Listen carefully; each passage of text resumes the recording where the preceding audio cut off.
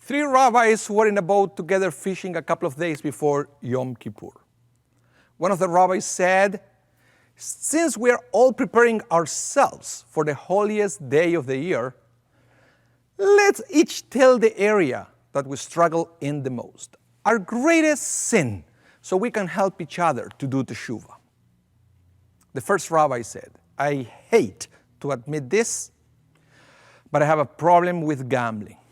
Sometimes I sneak out at night and gamble." The second rabbi said, "I'm ashamed to admit this, but I have a problem with cheating. I hardly ever pay my taxes." The third rabbi sat there silently. They waited and waited. He wouldn't say a word. They said, "We are not leaving until you tell us your greatest sin." The third rabbi said, "All right, my greatest sin is with gossip. I can't wait to get off this boat." I want to talk to you today about creating better habits. Sometimes it feels like we have lost so much time during the pandemic. Time that we could have spent with family and friends. Time that we could have spent at synagogue, sharing a minyan in person, or eating together at Kiddush. On one level, we understand that we need to be responsible and play our part to beat the pandemic and keep ourselves and our loved ones safe. However, we also have limited emotional energy to remain at home or to keep our distance from others, when instead we could gather together, or we could be sharing a hug or a kiss. At the same time, we need to understand that even though we would like to speed up certain things, it is not in our power to do so. And until the right time comes, we have to be patient and do what is best for everyone. This reminds me of the biblical story of the flood. The flood itself lasted 40 days and 40 nights, but then the world was completely covered with water. So then, months after the flood, Noah wanted to know if it was safe for him and his family to leave the ark. First, he sent a raven who kept coming back because there was no dry land to stop and settle. Then Noah sent a dove who also came back. Poor Noah and his family. They were probably going crazy, stuck in the ark for so long. They were probably desperate to leave that place once and for all and restart their lives in a normal way. But Noah understood that it wasn't safe quite yet. After a week, he sent the dove again. But this time, the dove came back with an olive branch on his beak. Then Noah knew that the waters had decreased on earth. Time to move out of the ark, right? Nope, not yet. The earth was probably more like a swamp, not safe to build on it yet, and quite fragile. So Noah waited another 7 days and sent the dove again. And this time, it did not return to him. Now he felt certain that the water receded and the land was dry enough to get out of the ark. So after 150 days, Noah was finally able to leave the ark behind. This leaves me wondering how many times Noah was tempted to leave the ark knowing that it wasn't safe to do so. Maybe a family member was urging him to move on, to get out, even though it was not safe quite yet. Luckily, he was able to overcome the urge and the pressure to leave until the time was right. But remaining in the ark longer than necessary was also not good. Neither was in God's plan.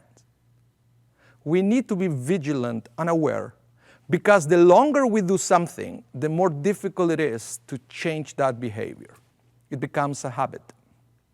And we all know how difficult it is to break a habit. Most of us have no idea how many habits we have.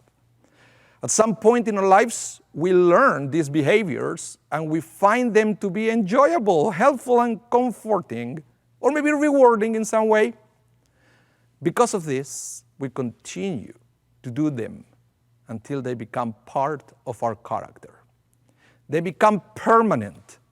Remember, practice makes permanent. Habits can be good or bad. Good habits move us forward. Bad habits keep us away from God's best. For example, the Talmud tells us that our patriarchs were men of good habits. Our sages tell us that the custom of praying 3 times a day was originally introduced by our patriarchs, Abraham, Isaac, and Jacob. Abraham introduced praying every morning. Isaac introduced the tradition of praying every afternoon, and Jacob added one at night. We know that Abraham was an early riser. We read in Genesis 22 that God said to Abraham, "Take your son, your only son, whom you love, Yitzchak, and go to the land of Moriah. There you are to offer him as an offering on a mountain that I will point out to you." Immediately after, we read, Abraham got up early in the morning, saddled his donkey, and took 2 of his young men with him, together with Yitzchak, his son. From there, we learn a piece of halakha, Jewish law, that we should develop the habit to fulfill the commandments as soon as possible. Otherwise, we will procrastinate, and it may never happen. This is important because the same way we can develop good habits, we can also develop bad habits. Joseph was an egotist who wanted to lift himself up in front of his brothers. Jeremiah was insecure, and so forth. Both of them eventually overcame their respective bad habits.